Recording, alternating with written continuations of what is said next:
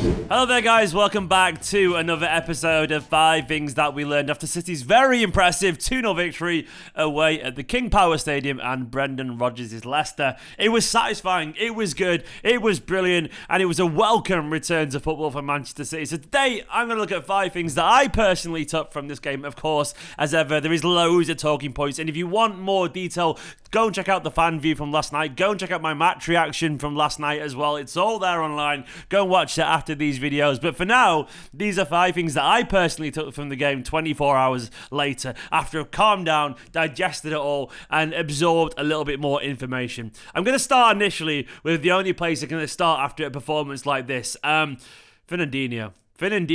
Extend Fernandinho, man. He's absolutely top class still. How is he this good at that age? Yes, I am the same age as him, but he's an absolute physical freak. I wish I could run anywhere near as much as he could at 35 years old. Honestly, he is monstrous, and I can't see any reason personally why we should let him go at the end of this, at the end of this season. It's not like he's struggling with injuries. It's not like we have to replace him with everyone else. It's not like he's unhappy playing backup every now and then to Rodri. He makes an awful lot of sense just to keep round for another year. And I'm sorry, I also just don't want Aguero and Fernandinho going in the same window with no fans. It's just not fair. Keep him there. My big grand idea for Fernandinho is, because he's such an athlete, make him a player coach next season. Get him involved in the setup a little bit more officially. Let him learn his coaching badges and get him here for another year as a backup. He's not like your typical 35-year-old. He's genuinely a physical freak. He has so much energy that he could run for days and days and days. So get him to extend. Get him to play alongside Rodri once again every now and then as the backup. And why not get him to teach the likes of Tommy Doyle or Romeo Lavia, another very gifted young player in our EDS. And genuinely, Romeo Lavia, a guy we got from Anderlecht, I see him as a top quality potential player. Why not get him to teach someone like that the ropes for a year or two?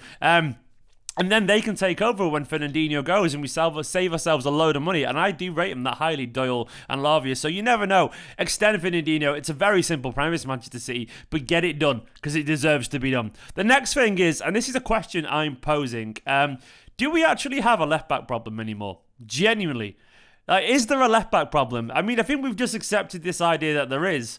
But do we genuinely have a left-back problem anymore? Is it something that we don't need to address immediately? Now, hear me out on this. It could be that I'm wrong, but what I guess I'm saying is that, now, imagine there was this young, incredibly intelligent fullback, right? He played left-back for someone like Bayern Munich, and he could drift in midfield.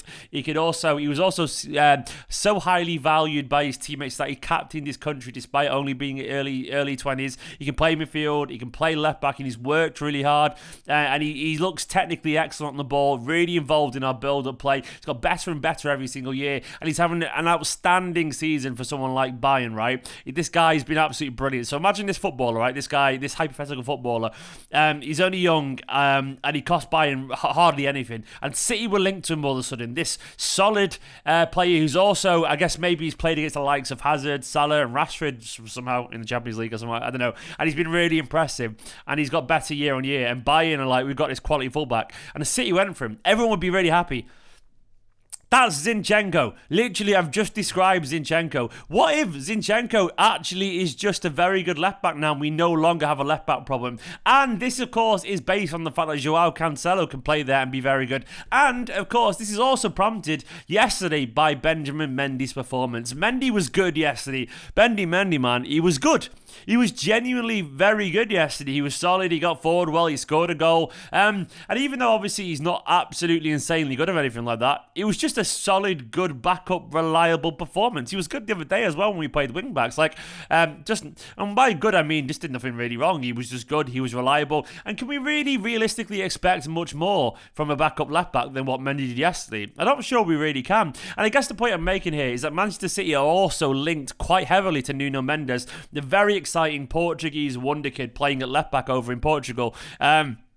What if we signed him? And the rumours are that we signed him, we'd loan him back for a year. So what if we signed him? Oh, is he at Sporting? We'd loan him back to Sporting for a year. I hope I've got the right Portuguese team there. We'd loan him back to them for a year, and then he comes back the year later. So what if that's actually the best solution? We persevere with the likes of Mendy, Cancelo, Zinchenko, maybe even Ake and Laporte can do a job there. We persevere with those players, knowing fully well that maybe Mendy will go in a year or so from now, potentially, and we bring in Nuno Mendes after another year developing doing over in the Portuguese league. What if that's just a fair solution and it's staring us right in the face? I've got a feeling, this is my hot take, Manchester City are going to take that option. You heard it here first. Third point I want to talk about was just Kevin De Bruyne, man. I want to talk about just King Kev being back. Honestly, he was so good.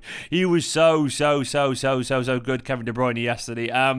King Kev is back. Do you remember a few weeks ago when some people were saying, oh, maybe he's not in our strongest team anymore because he looks rusty when he came back and all this kind of stuff? You people were silly. You were very silly if you were saying that. He's Kevin De Bruyne. And this is why Manchester City and Guardiola carried on playing Kevin De Bruyne even though he looked rusty. Because when Kevin De Bruyne is on form, he creates chances like there's no tomorrow. He creates chances like it's his last ever game he's going to play and he wants the stat pad because he needs a few more to win £1 billion or something. I don't know. Either way, Kevin De Bruyne absolutely ran that midfield yesterday. He was fantastic. He should have had a few assists yesterday, but obviously his teammates let him down in that front.